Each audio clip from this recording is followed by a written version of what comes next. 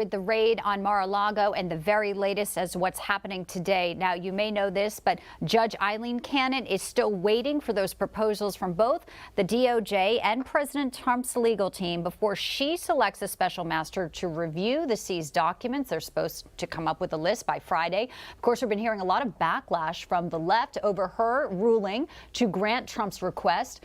And we'll get to some of those examples from mainstream media in just a moment, and also hear what former Congressman Doug Collins thinks about this criticism of Judge Cannon. But first, let's welcome in Newsmax correspondent John Huddy, who's with us now, and he has the latest on the legal battle between President Trump's team and the DOJ. Good afternoon, John. Well, good afternoon to you. And as you were just talking about, Judge Cannon has given basically a Friday deadline for both sides, so for the government's legal team and then former President Trump's legal team, to come up with that list of special master candidates. Good luck on both sides agreeing on that list if it even gets to that point. And it's really a question of what the DOJ is going to do. I'll get to that in a minute. But, this person who, if, both sides agree on a specific person, would have to have the legal expertise, number one, in doing something like this and being a special master and everything that comes with that. But also, and generally a special master would be a retired judge, kind of like an arbiter, a former judge. But also this person would most likely need to have security clearance, because we're talking about not only the more than 11,000 unclassified documents that federal agents seized last month at Mar-a-Lago, but possibly more than 300 classified documents, and then, as we know, those with the top secret and secret designations. And now the Washington Post is reporting, and I haven't independently confirmed this report, they're going off their sources, but that maybe one of those documents had to do with a foreign government's military capabilities, possibly its nuclear secrets. Also, some of these other documents may have been on a need-to-know basis. Typically, that's something that the president, his inner circle, cabinet members, or military officials would have the information and be privy to that kind of information. So, it all comes down to what was confiscated, what sensitive information, and then executive privilege, which complicates this case even more.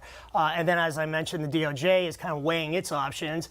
Is it going to appeal the judge's decision? If so, that goes to the 11th Circuit Court in Atlanta, or will it move forward with the special master and a list and a short list? Well, the government's been enjoined, so they cannot do anything until this kind of gets worked out. And those are the two options: either appeal it or figure out who is this special master. Yeah, and basically, it's been. The DOJ's investigation has been paused. It's been put on hold. I think former Attorney General Barr, used the example of a rain delay at a baseball game. Yeah, he's very salty about this also. He really is, and he's, certainly his comments about this, saying that the DOJ should appeal, has been making some headlines. The DOJ is obviously keeping its cards close, to the chest. They're not saying one way or another.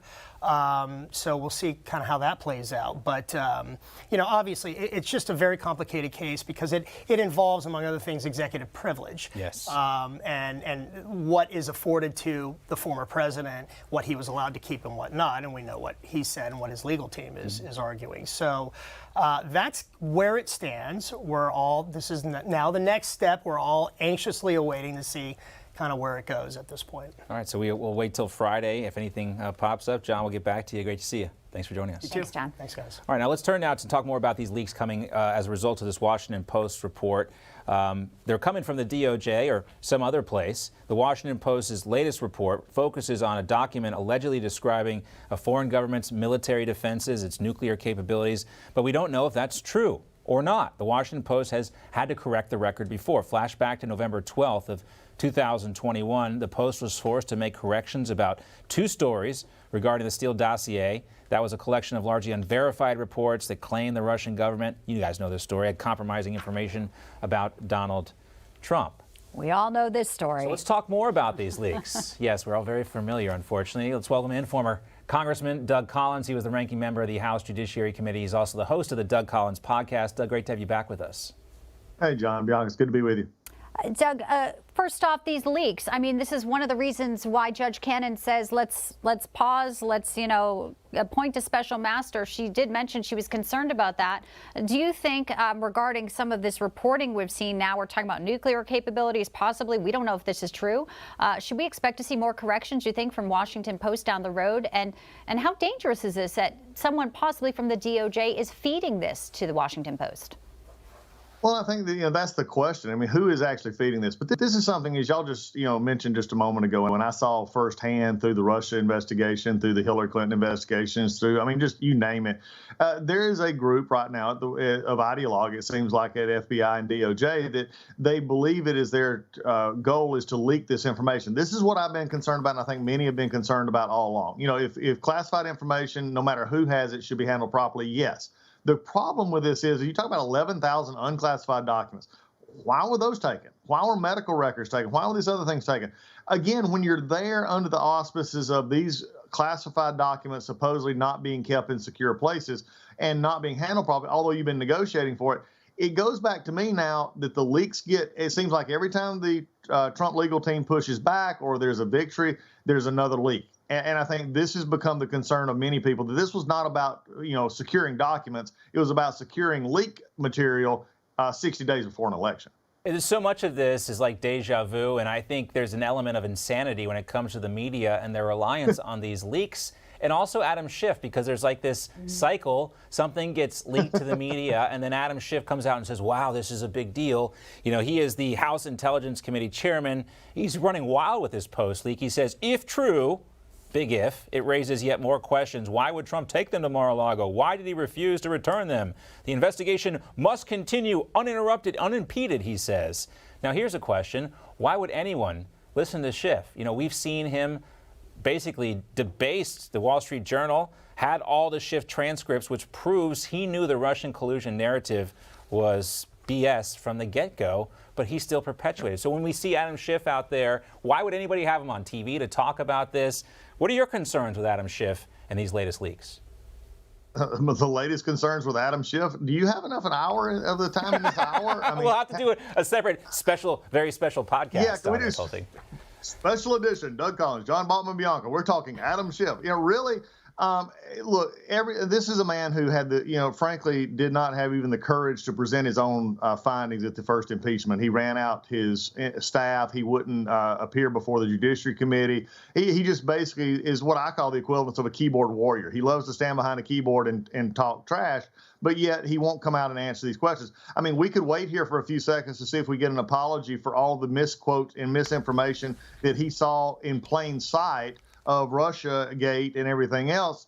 We're not going to hear it. So again, this is his relevancy issue. He runs out. The liberal media loves it because he's willing to say anything and has no presumption of truth or fact. He just likes to say it. And I think this is the concern when you get a self-licking media, what I call, They just go to the same people all the time about the same things without checking credibility. And Adam Schiff, frankly, his credibility has been shot for the last few years on this information, and he just doesn't like Donald Trump. That's the bottom line with the media and others in these leaks that are going on. Yeah, Doug, speaking of the media, there's been a real intention to smear Judge Cannon, and it's after her ruling, It's really been ramped up. You had the New York Times with a big headline calling her ruling deeply problematic. They go out of their way, really, to find these legal experts, some who say it's unprecedented intervention, as you see here. Another one saying it is simply untenable, that she would enjoin the ongoing criminal investigation.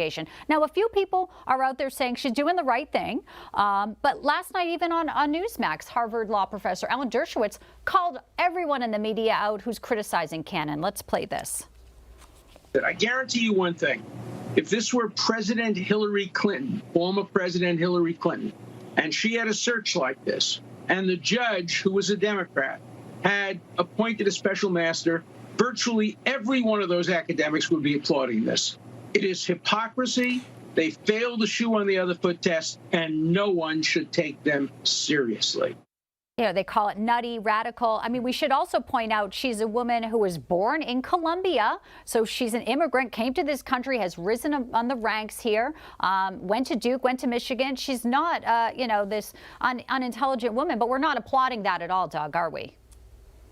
No, why would we do that? That would be, out of the norm. Again, liberals, especially liberal media, has problems with either females, males, doesn't matter from your ethnic backgrounds. As long as you don't match their version of what they believe truth is, they're going to trash you. And that's, we've seen that with Justice Thomas. We've seen it, all along the line. But this is, again, let this play out. I mean, you don't like the ruling because, again, they are so desperate for one headline. And that desperate headline is DOJ indicts Donald Trump. That's their desperation move. They want it so badly they can taste it. They would give up Christmas gifts and everything else and birthdays for 3 years if they could get that headline. That's what they want. And so, again, it's not surprising that they would attack this. I mean, is this new ground being broken? Sure, it is. But let's let the process play out. If DOJ appeals it, then you're going to get a ruling on it. But again, if they don't like it, they trash it. And that's just become the commonplace. That's why people believe there are two scales of justice in this country. One for those who are liberal and one for those who are conservative. There's somebody else who doesn't like the special master being granted either, and that's the former Attorney General Bill Barr. Here he is on Fox yesterday. The opinion, I think, was wrong, and I think the government should appeal it. It's deeply flawed in a number of ways. I don't think the appointment of a special master is going to hold up, but even if it does, I don't see it fundamentally changing the trajectory. Why is he so salty about this?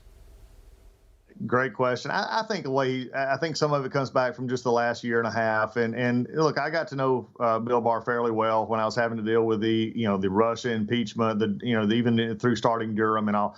And I think over the last year, I mean, he's shown this, especially from the criticism that he's taken. It's interesting to me that he's trying to defend something at DOJ that I think even he recognizes is this. What's interesting is he talks about the special master, but yet he sort of hedges on, should we be doing this at all? And I think that's the key question here. Should have this been handled in the way it's been handled? Again, it's interesting to see. I think they wanted the leaks. I'll go back to the very start of this. I think they wanted the leaks out of it, and not everybody at DOJ, but I mean, I think the ones who are pushing this because they want to keep this leak going. And I'm going to take it back to another event, and that's the Biden speech from last week. This is all tied together. They have determined they can't win, they can't turn and move numbers unless they're attacking Donald Trump. Right. The stolen classified documents, in air quotes, is the new Russian collusion. They're only just rolling it out earlier ahead of the campaign this time because they are so concerned about Donald Trump. They remain so concerned about that. Doug Collins, always great to talk to you, and we'll see you on the podcast. Hey guys, it's Rob Carson. September is historically the worst performing month for the stock market, so you better be ready for it. The Fed continues to aggressively raise rates, and JP Morgan is forecasting another mega rate hike September the 21st. Is that why Jamie Dimon said an economic hurricane is coming our way? Well, gold and silver have remained remarkably stable despite the Fed aggressively raising rates today. The Patriot Gold Group has a special incentive for Newsmax viewers. Huge! Now precious metals investors can enjoy the no-fee-for-life gold and silver IRA on qualifying rollovers, or enjoy free, discreet, insured shipping on all direct gold and silver purchases. Here's the number, 800-356-4470. Call 800-356-4470 today.